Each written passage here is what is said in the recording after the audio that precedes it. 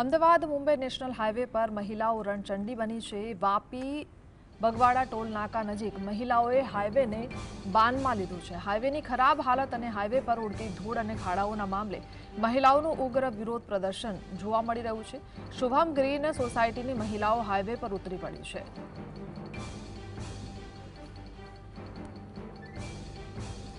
તો મહિલાઓ આખરે રણચંડી બની છે અને વિરોધ દર્શાવી રહી છે। સતત તેમને પડતી તકલીફોના કારણે અનેકવાર રજૂઆત છતાં કોઈ સાંભળતું નથી, ત્યારે આખરે મહિલાઓ એકઠી થઈને વિરોધ દર્શાવી રહી છે। જોકે પોલીસ પણ ત્યાં પહોંચી ગઈ છે અને પોલીસ મામલાને થાળે પાડવાનો પ્રયાસ કરી રહી છે।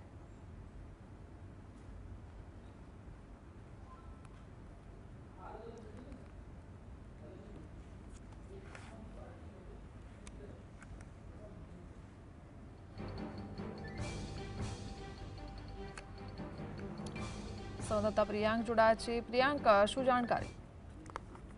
જે પ્રમાણે હાઈવે ઉપરની હાલત જે રીતે ખરાબ થઈ છે, જે હાઈવે પર સોસાયટીઓ છે ત્યાંના રહીશોને પણ આ હેરાનગતિ થઈ રહી છે। કારણ કે જે પ્રમાણે વ્હાઇટ મટીરિયલ હાઈવે પર નાખવામાં આવ્યું હતું ખાડા પૂરવામાં, જેવો વરસાદ બંધ થઈ ગયો એની ડમરીઓ જે પ્રમાણે ઉડી રહી હતી તે આજુબાજુના જે અપાર્ટમેન્ટ છે એની અંદર પણ એ ડમરી ઉડીને જતી હતી અને તમામ લોકોની હેરાનગતિ વધી હતી। રસ્તા પર પણ 3 ફૂટ આગળ ન દેખાય તેવી સિચ્યુએશન થઈ ગઈ હતી, જેને લઈને આ છેલ્લા ઘણા દિવસોથી પ્રશ્ન હતો।